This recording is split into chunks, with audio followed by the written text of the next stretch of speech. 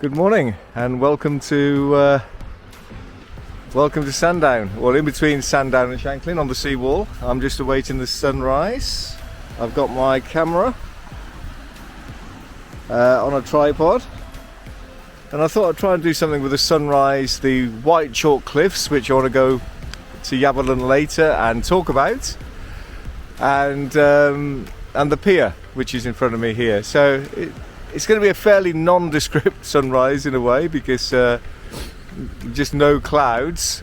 Might be a little bit of actually cloud on the horizon, which might actually stop us seeing the actual sunrise itself, but we'll see.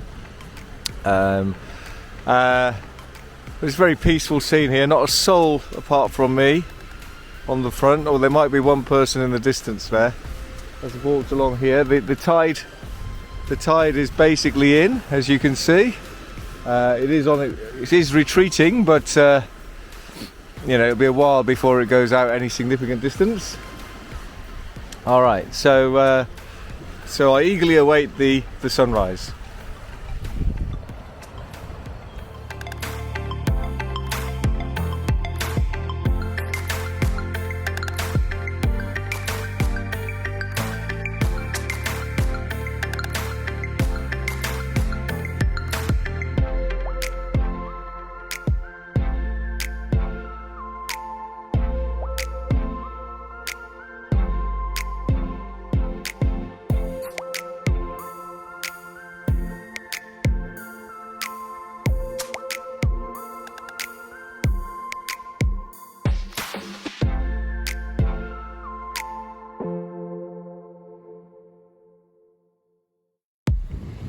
How beautiful is that? I mean, very simple, nothing going on in the sky really other than the sun, but the sun like a dark red or slightly pinky red dark ball for the bottom half, and like a glowing orange ball at the top half of it. The white cliffs, the sky pink around it, the chalk sort of falling into the sea there at Culverdown, the pier jutting out. Very, very nice.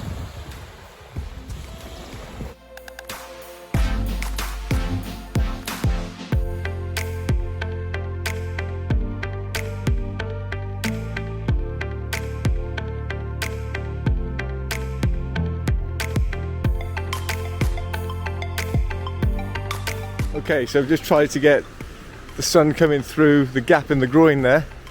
The sun's reflective light on the water really is gorgeous at the moment. A few more people out than say 20 minutes ago, and the more of the beach being kind of exposed now as the tide recedes.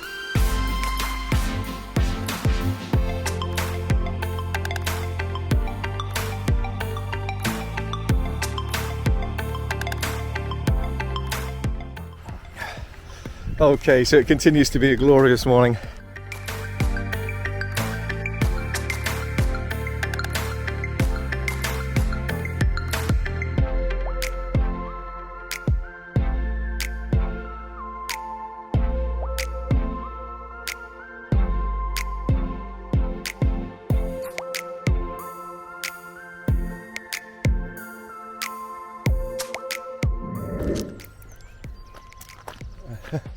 Okay, so I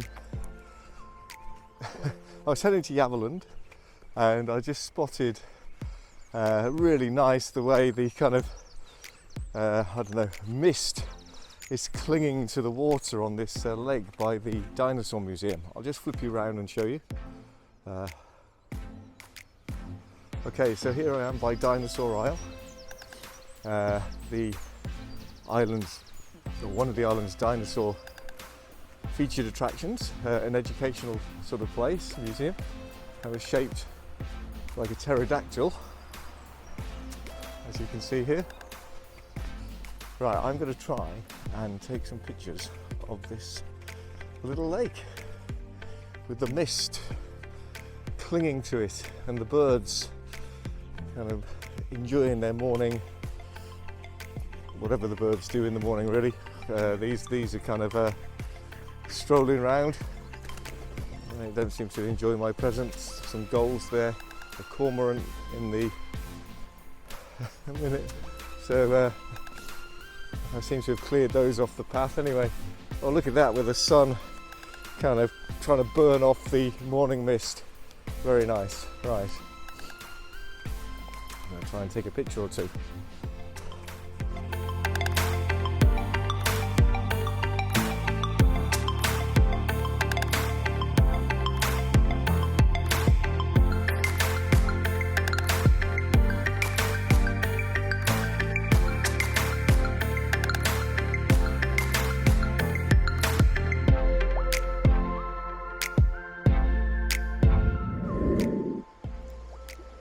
Okay, so I've made it to Yaverland and I'm just going to stroll along the beach here and try and take some pictures of the cliffs. We're getting on towards, well, about 50 minutes after sunrise, so the sun is continuing to rise. It's a beautiful morning, crisp, still cold, and very nice. Now as we walk along, I want to tell you a little bit about why this area is so good for dinosaur remains and fossils. And I'm heading out this way, and as you can see, I'm not the first one on the beach this morning. There's some footprints here already. I see one person in the far distance. It's quite a misty sort of morning. Just as I stroll along here, I'm going to try and get some pictures of the cliffs and tell you a little bit about dinosaurs, and as I said, why this area is particularly good at discovering their remains. And I'm sure if I knew what I was doing and I sifted through some of this stuff on the shore here, I could find fragments of dinosaur bone or dinosaur poo, or shark's teeth from millions of years ago. So there's all that here, and it's quite interesting. In fact, if you go to Dinosaur Isle, and you can go on like fossil hunts out on this beach, which is very good, very interesting. I think you can see how soft these cliffs are. You see the kind of crumbly nature of them. Look, just bits of debris, and if you go up to the cliffs, you can just take a handful of stuff and pull it out, no problem at all. So you can see why the sea does not find it hard to attack these cliffs. And as it does attack them, any remains of fossils that have been deposited millions of years ago would just fall out, and then the sort of tide comes in, washes them round a bit. So all over this beach you can find fragments of fossils and remains of various sorts. There you are, there's some example of erosion. Some sort of maybe old pillar box, maybe from the Second World War. I'm hypothesizing here, I have no knowledge of this, but look, there's tumble down the cliffs there. And as the cliffs, as you obviously had a landslip from some time ago. Right, and you can go see other, on the beach here you've got concrete remains from, I guess that's from the pillar box up there, or whatever structure was up there.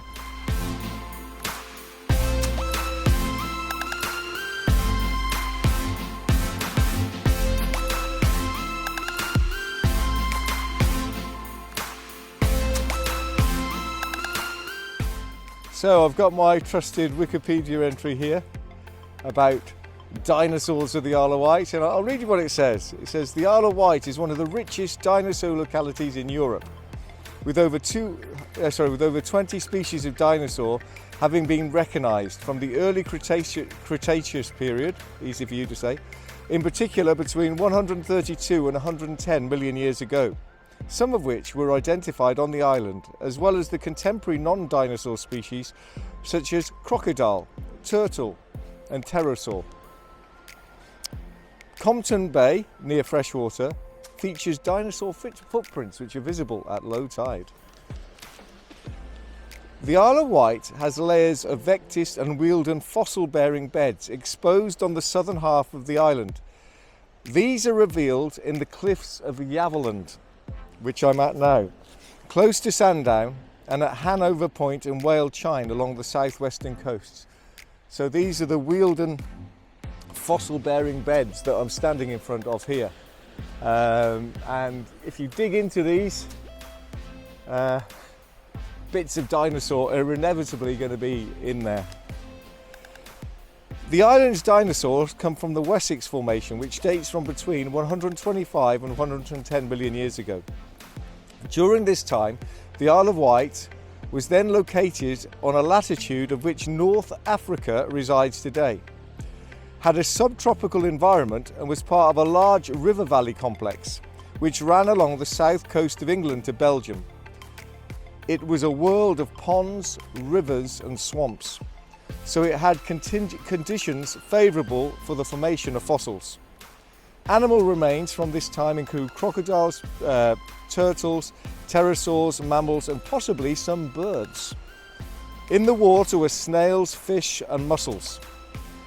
As this environment did not change much over the course of 10 million years, a large number of fossils were formed, so the island is a very rich source of fossils today.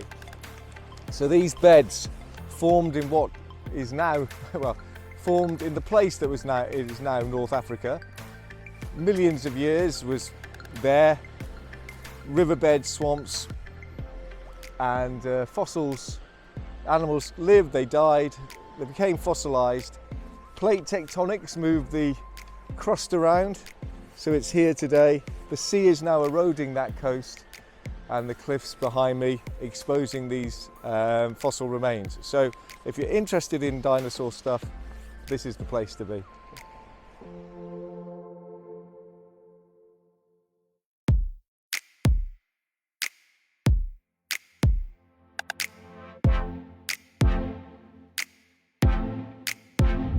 But what magnificent cliffs these are. And you can see jutting out from the top of them there's some sort of brick and concrete structure that looks like it's not long for this world. And so well, maybe not long for this world, but not long for this being on top of those cliffs. So whoa, fantastic. So I'm just using myself as hi, I'm here as an example of scale, so you can see the height of these cliffs. Really magnificent cliffs here at the eastern end of Sandown Bay, going out towards Culver Cliff, which is just I don't know, 100 metres or so that way. So really fantastic cliffs, so much history inside those rocks.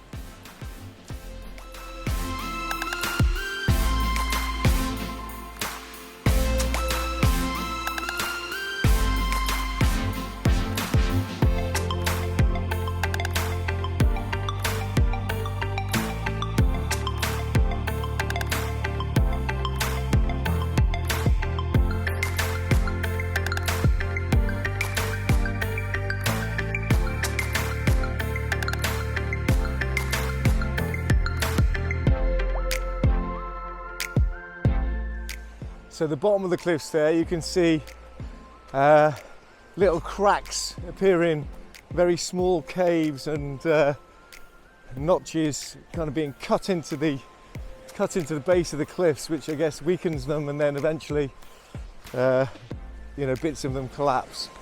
So really interesting, beautiful cliffs. And there's a runner there, made it to the chalk bits where I was going to try to take some pictures of the chalk, but I think it's just too bright and the dynamic range just too much. So I'm going to call it a day here, looking at these magnificent cliffs that hold so much history inside them. So on this glorious morning, over an hour now after sunrise. I'd like to thank you for joining me, and I will see you on the next one.